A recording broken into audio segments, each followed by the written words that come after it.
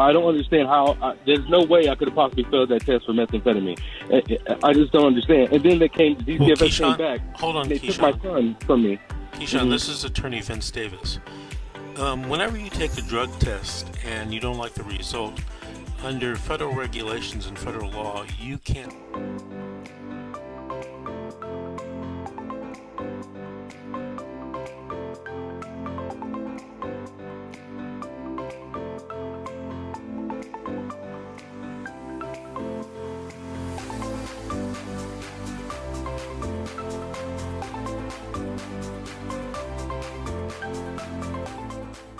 Cynthia Becker, and I'm with Attorney Vince Davis and Attorney Greg from Texas. And we have another caller on the line, and it is Keyshawn from California. Yes, hello. Hi. Hi, how are you? I'm doing all right. And yourself? I'm good. Thank you for asking. Do you have a question to ask the attorneys tonight? A story to tell. Yes, ma'am. Perfect. Go ahead and ask. So my family and I were living in LA family housing in 2006.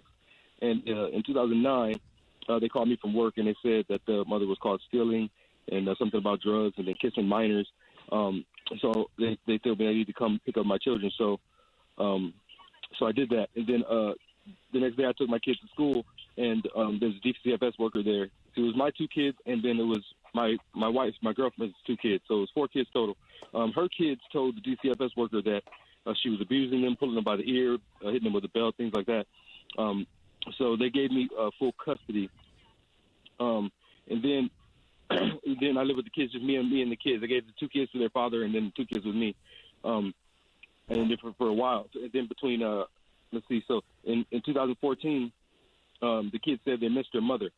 So we found out where she was. She was staying at the Tabernacle Church in Venice.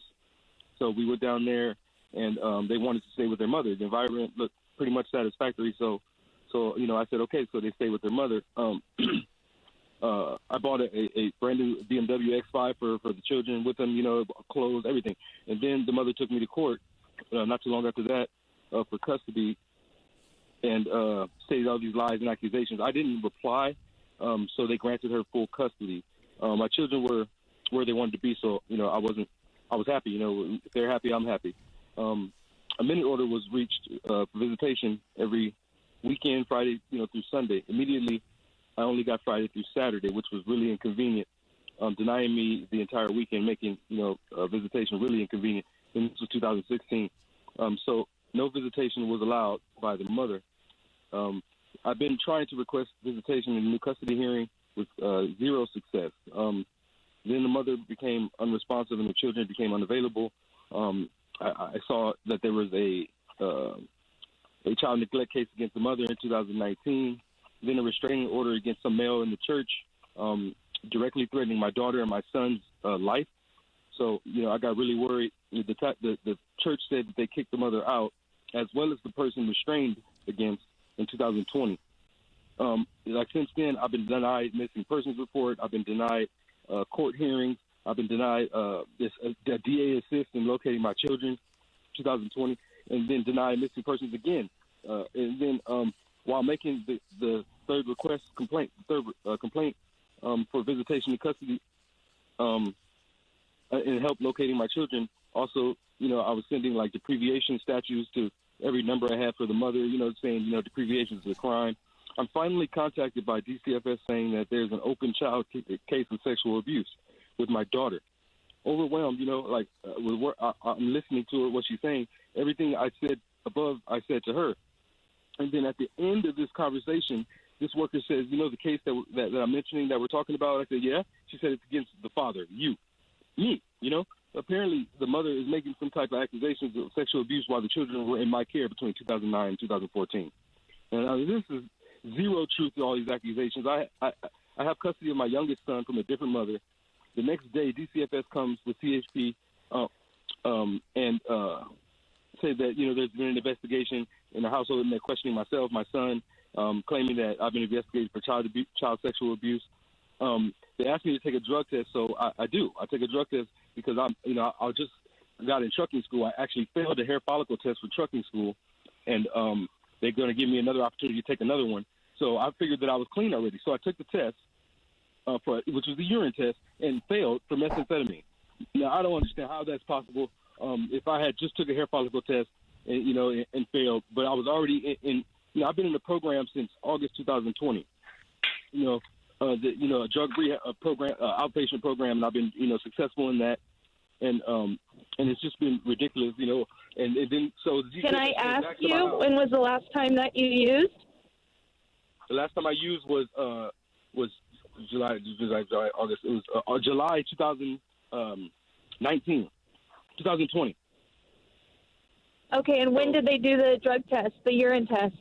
1/29/2021. Huh. That's why I don't understand how. There's no way I could have possibly failed that test for methamphetamine. I just don't understand. And then the DCFS came back. Hold on, they took my son from me. Keyshawn, this is Attorney Vince Davis. Whenever you take a drug test and you don't like the result, under federal regulations and federal law, you can ask for a retest.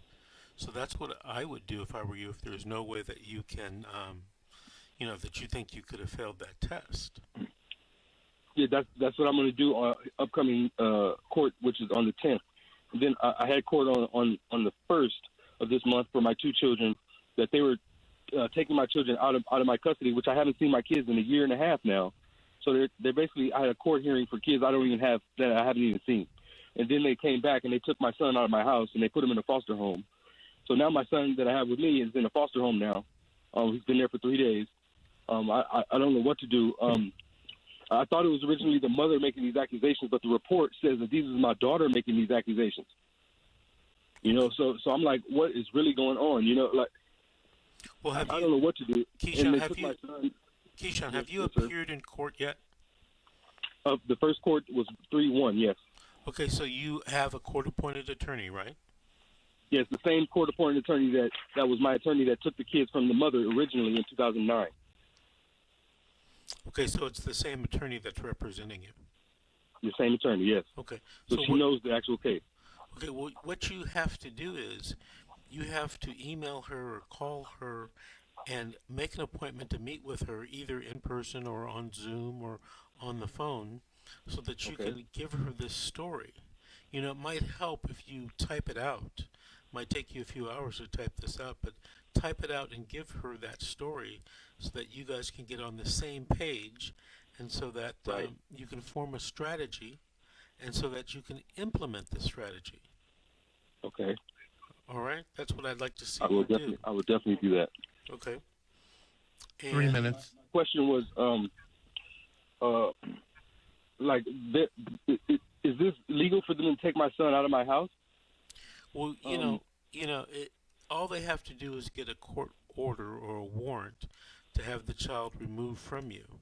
And if they believe that there's an imminent danger, they can even take the child without a warrant.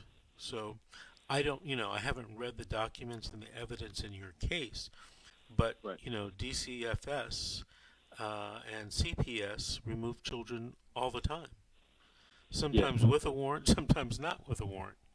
So when you say, is it legal, I'd have to say yes, but I haven't seen the paperwork. Right, I see what you're saying. Right? So they do have the power to remove children. So I have another court date coming up on 3/10, which is Wednesday, for my son that they've taken out of the home. And I haven't... 2 minutes. Lawyer too, but I have to call Monday and make sure. So my next question is, I have proof that I've been in the program for a long time. I have proof that I've completed the program and re-enrolled in the program. On this upcoming court date, I definitely sent this to my lawyer. I sent it to everybody involved in the case that I've been in this program. So what is my chances of getting my son out of the foster home? Okay, Sean, I couldn't tell you that without looking at the evidence. One of the things that I would do is I would try to get some letters or completion certificates, from people that know you in this program and that could testify to how long you've been in the program and how well you're doing in the program. That would be important evidence for your lawyer to have and for the judge to have. Okay? Okay. Hey, Keyshawn, I wanna thank you for listening and thank you for calling in and sharing your story. Call us back in a few weeks and give us an update on what's going on. All right? Okay, we'll do. Thank you, Keyshawn. Thank you. Thank you. Hey, Greg, you still with us? I'm listening closely. All right, we're about to take our top of the hour break. And we're going to come back, and we'll have more calls, more stories, and more questions. This is The Secret: How to Fight Child Protective Services and Win.